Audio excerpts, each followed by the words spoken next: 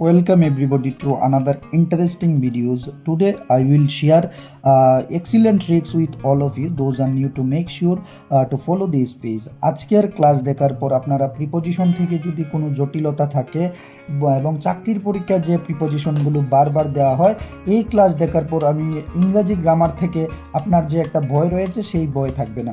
দেখুন এখানে কিছু ওয়ার্ড দেওয়া হয়েছে, famous, different, responsible, similar, fond, capable, married, এইরকম ওয়ার্ডগুলো দেওয়া হয়েছে।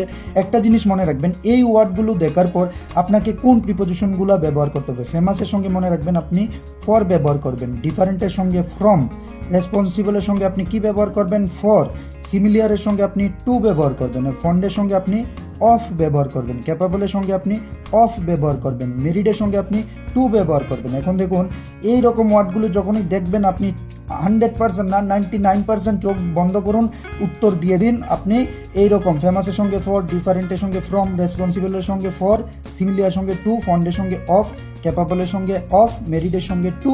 এরপরে যদি আপনার প্রিপোজিশন ভুল হয়, এই নিয়ম থেকে যে প্রিপোজিশনগুলো দেওয়া হয় চাকরির পরীক্ষায় কিন্তু 100% এখান থেকে প্রিপোজিশন দেওয়া হয় এবং আপনার আমি গ্যারেন্টি দিয়ে বলতে পারি যে আর প্রিপোজিশন নিয়ে ভুল হবে না। এইরকম সহজ করে যদি বুঝতে পারেন চাকরির পরীক্ষায় এবং যে যারা ক্লাসের মধ্যে পড়ছেন ইংলিশের কনসেপ্ট যদি এইরকম সহজভাবে বুঝতে পারেন, it is better for you then try to answer.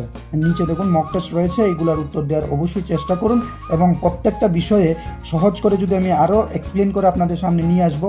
যাদের ইংরাজির মধ্যে একটু দুর্বলতা রয়েছে, আশা করছি যে কোনো জব এক্সামের মধ্যে আপনার কিন্তু ভালো একটা স্কোর করার পসিবিলিটি থাকে। টেটের মধ্যে দেখুন যারা টেটের এক্সাম দিচ্ছেন, not only for TET examination, শুধুমাত্র টেটের এক্সাম নয়, যে কোনো ত্রিপুরার কম্পিটিটিভ এক্সাম বলুন, ইন অল ওভার ইন্ডিয়ার কম্পিটিটিভ এক্সাম বলুন, এটার মধ্যে কিন্তু আপনাদের প্রিপোজিশন রয়েছে এবং প্রিপোজিশন থেকে এমন প্রিপোজিশন দেওয়া হয় আমরা কিন্তু বুঝতেই পারি না, তখন গিয়ে কিন্তু আমাদের অনেকটা ডিফিকাল্ট ক্রিয়েট হয়। কিন্তু সহজ করে যদি বুঝতে পারেন, আমি একটা জিনিস গ্যারেন্টি দিয়ে বলতে পারি যে প্রিপোজিশনও কঠিন নয়, ইংরাজি গ্রামারও কঠিন নয় ভালো একটা স্কোর করতে।